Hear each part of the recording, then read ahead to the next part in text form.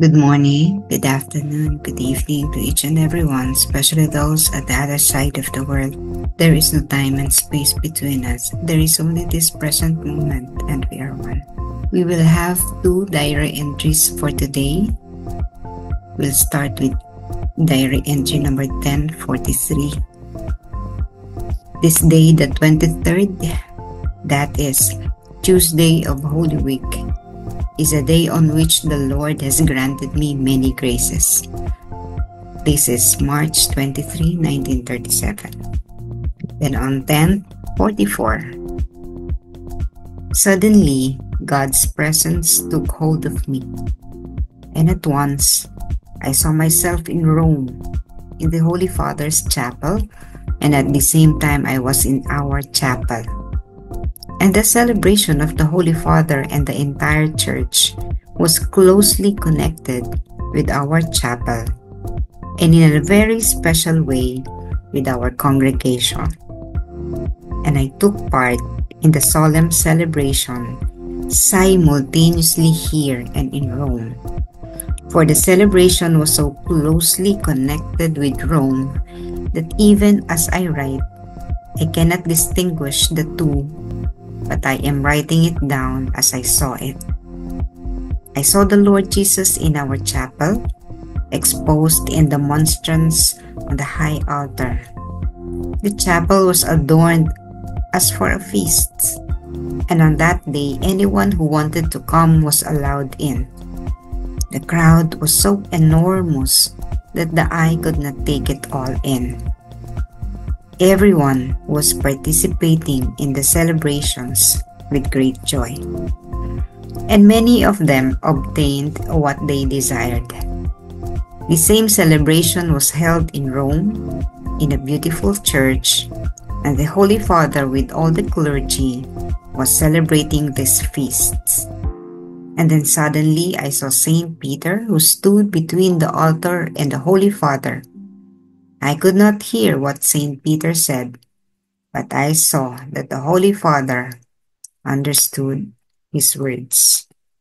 Ang araw na ito, ika-23 ng Marso. Yun ay Martes ng Banal na Linggo o Semana Santa. Ay isang araw kung saan pinagkalooban ako ng Panginoon ng maraming biyaya. Bigla akong kinubkob ng presensya ng Diyos. At kaagad kong nakita ang aking sarili sa Roma, sa kapilya ng Santo Papa, at kasabay nito, ako ay nasa aming kapilya. At ang pagdiriwang ng Santo Papa at ng buong simbahan ay malapit na magkaugnay sa aming kapilya at sa isang napaka-espesyal na paraan sa aming kongregasyon. At ako ay nakibahagi sa sabayang taimtim na pagdiriwang dito at sa Roma, sapagkat ang pagdiriwang ay napakalapit na magkaugnay sa Roma, na kahit na sa pagsusulat ko, hindi ko matukoy ang pagkakaiba sa dalawa. Ngunit isinusulat ko ito ayon sa aking nakita. Nakita ko ang Panginoong Hesus sa aming kapilya, nakalantad sa monstrance sa mataas na bahagi ng altar. Ang kapilya ay pinalamutian bilang isang piging, at sa araw na iyon, ang sinumang nais makibahagi ay pinayagan. Napakaraming tao na hindi kayang makita ng lahat ng mga mata. Ang lahat ay nakikibahagi sa mga pagdiriwang ng may labis na galak. At marami sa kanila ang nakatanggap ng kanilang mga ninanais. Ang parehong pagdiriwang ay ginanap sa Roma, sa isang magandang simbahan. At ang banal na papa, kasama ang lahat ng mga klero, ay nagdiriwang ng kapistahang ito.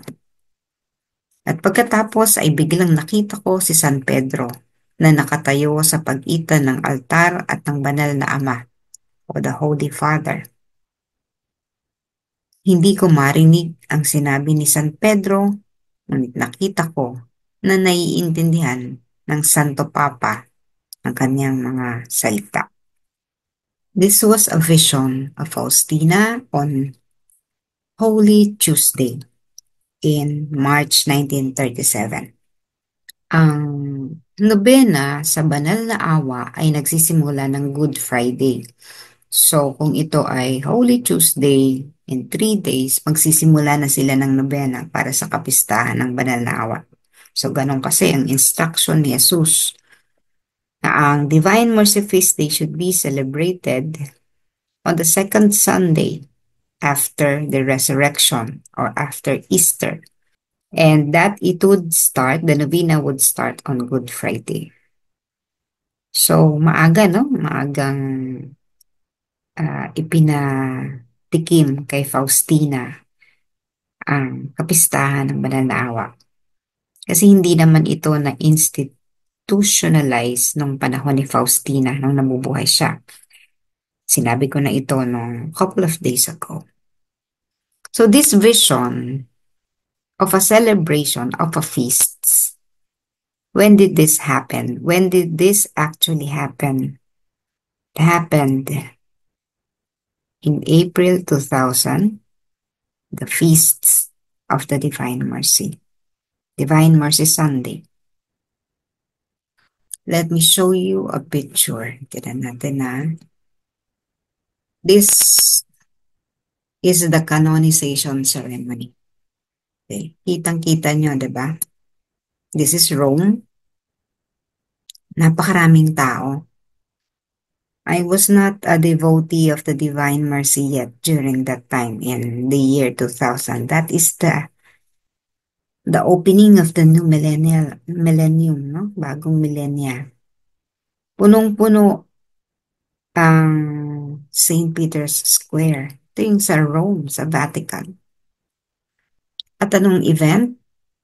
Ang event ay ang kapistahan, unang-una ng banal na awa.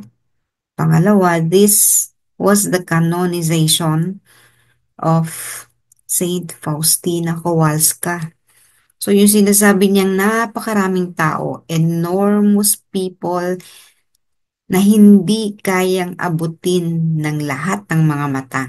No? Kasi diyan ka sa babae, yung vision mo very limited. Alam mong maraming tao pero hindi mo alam kung hanggang saan ang tao. So this picture, an aerial shot actually, na makita mo to the left, to the right, dun sa dulo, ang daming tao. Nakita rin niya yung maraming clergy. So eto, mga nakaputi.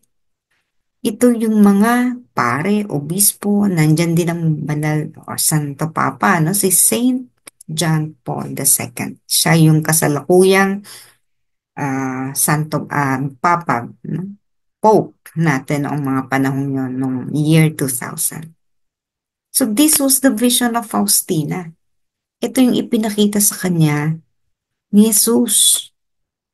At ito ay naganap 62 years after her death because she died in 1938. So 62 years after, or less than 62 years after her death, naganap yung vision of Saint Faustina.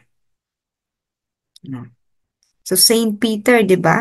Binulungan ni Saint Peter si Pope. Kung sino man yung Pope, hindi niya sinabi, di ba? So makikita mo paano yun, no? Andyan yan sa St. Peter's Square. Yan yung teritoryo, kumbaga, no? Ang spiritual guide sa lugar na yan ay si San Pedro. Because that is the St. Peter's Square. No, yung pinaka, ng ating simbahan. The foundation of our church, the rock. Nakakaiyak sa kanya, no? Paano niya sinabi niya, no? It was simultaneously happening. Because back in Krakow, doon sa kongregasyon ni Santa Faustina, marami ring tao doon. No? So it was simultaneously happening. How? Because of the technology. May television na ng panahon na yan. May coverage, no? Nako-cover niyan. So yung speaker, no, the sound system installed in Rome naririnig kung ano ang nagaganap. And that same celebration is being was being heard back in Krakow in Poland. Kasi nga, on national television, napapanood na yan. So those people who were there in Krakow was able to witness this celebration. Yun yung ibig sabihin ng simultaneously taking place. Faustina was in Rome because she would be canonized there, and Faustina was in Krakow all at the same time. So again, this is a manifestation of what I have been telling our every time we open our program.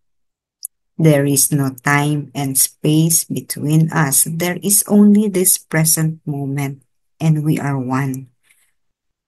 So in that time, simultaneously happening, they are one. The people in Rome and the people in Krakow are one, hearing the same thing through the advancement in technology. They are one. There's no space. Faustina, who passed away 62 years ago, was there, witnessing the event in spirit. In spirit, she was there. So you see the sacrifices of Faustina. Lahat ng ginawa niyang pagpapakasakit. Hindi niya yung natikman yung reward, yung fruits of all her sufferings, of all her pains, pambubuli sa kanya, pangungutya sa kanya, pagbibintang sa kanya na kung ano-ano, baliw siya, lahat yan. Magpapahirap sa kanya ng mismong simbahan because she was not recognized at once. And every time he would take on the sufferings of others, no, yung mga dinaanan nating mga diary entries wherein gusto niya mapunta sa kanya yung lahat ng sufferings ng ibang tao. So ano ang kapalit nun? Ang kapalit nun, hindi niya naman natikman sa lupa. Natikman niya yan sa kabilang buhay. In eternity, in eternal life. And we witness that. No, yung fruits of all her sufferings, tayo yung nakita natin. Si Faustina, of course, hindi niya nakita alive. No? But because she was already in spirit, nakita pa rin niya. So tayo, nakita natin, na-witness natin kung ano yung pinangako kay Faustina na mahal na Panginoong Jesus, the Divine Mercy, nagkaroon ng katuparan. Sasabihin mo, kasi nakasulat sa diary so kaya ginawa nila ganyan, prepare nila yung the same exact description nung magaganap. Pero alam nyo, kahit pa nakasulat sa diary ni Faustina yon, hindi ganun. Sige, sabihin mo, sa diary mo, isulat mo, yung ganyan, no? Na ikaw ay pararangalan. You think that would happen? Hindi.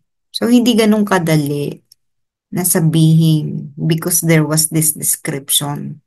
No.